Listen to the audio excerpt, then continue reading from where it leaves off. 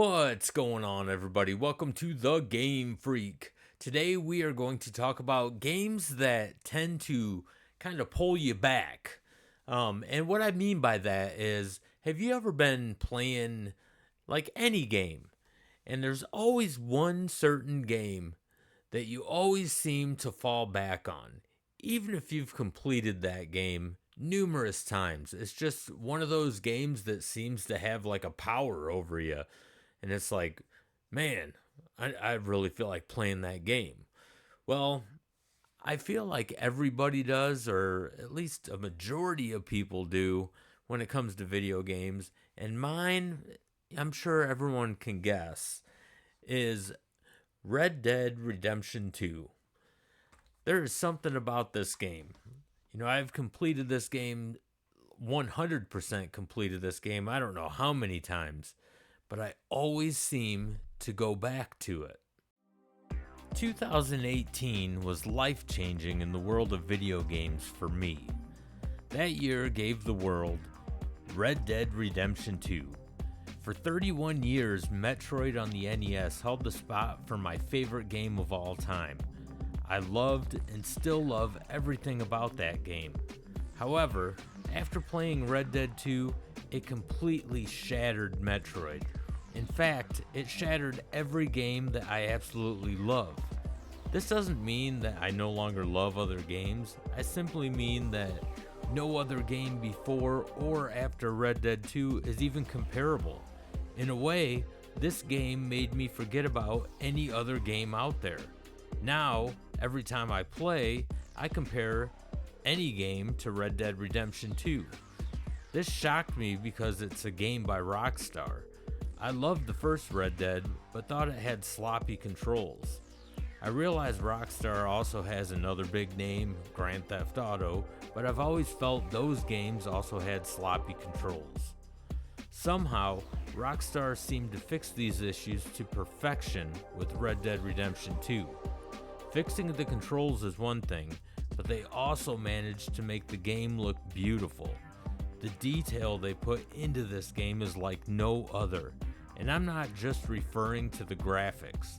The smallest details on the different style of guns, the stitching on the clothing, the weather, the ripples in the water, the sunsets, to the individual traits of each breed of horse in the game. It's absolutely incredible. There are thousands of NPCs in this game, and you can interact with every single one of them. You can literally do anything in this game. Want to hog tie someone and throw them on a train track and watch a train demolish them? Go for it. Want to feed someone to the gators in the swamp? You can do that too. My favorite is shooting up a KKK rally being held in the woods. It's actually quite satisfying. This game has endless possibilities. You can play the way that you want to, but you have to take into consideration that if you decide to play like a bad person, there are consequences. A few of those are higher prices at general stores for food, clothing, and other items, and higher prices at gun shops for different firearms and ammunition.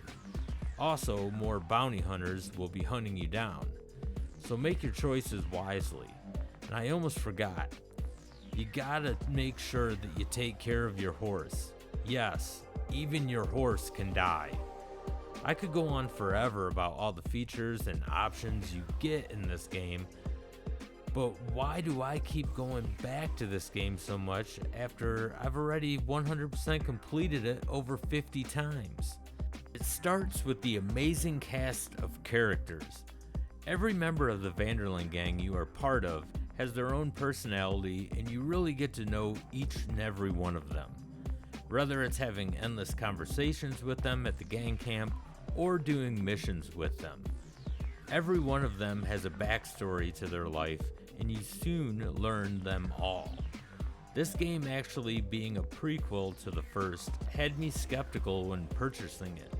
Mainly because you play as a different character even though the original main character is in the game. But it makes sense why as you move through the game. You play as a man named Arthur Morgan, who quickly became my favorite video game character of all time. I've never become more invested in a character in all of my years of gaming.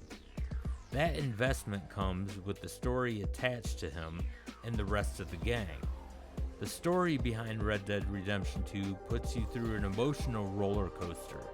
Honestly, no other game has ever done this to me. Games are just usually that, games. But this game is different. It sucks you in. You feel the emotions of Arthur while playing. The funny moments, the intense shootouts, the in-depth conversations, and even the quite sad moments. It's almost like you're witnessing a real person's biography in the form of a video game. I can't emphasize this enough. There's just no other game like this. I've yet to play a game that even comes remotely close to being better or even almost as good as this. It's really that good. It can be a bit overwhelming if you are a first-time player. There is just so much to do, but ease into it. Go at your own pace and don't feel rushed. Chapter 1 of the game is pretty much a tutorial mixed in with part of the story. It's a nice touch to get you ready for the road ahead. Once Chapter 2 starts, you are free to play as you choose. And that's the beauty of this game. You can choose to play it any way you want. I personally choose to collect all the gold bars and build up my camp before diving too far into the story. But you don't have to. If you want to build things up as you play the story, that's your choice. This game seems to have a power over me that makes me want to return to it constantly. Even though I already know how the main story ends, it never seems to get old. If you've never played this game, I honestly can't recommend it enough. Just traveling the gigantic world on horseback is amazing and quite relaxing.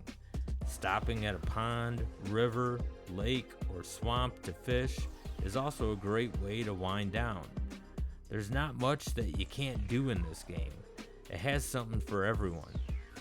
If there is such thing as a perfect video game, I would have to say that Red Dead Redemption 2 is it.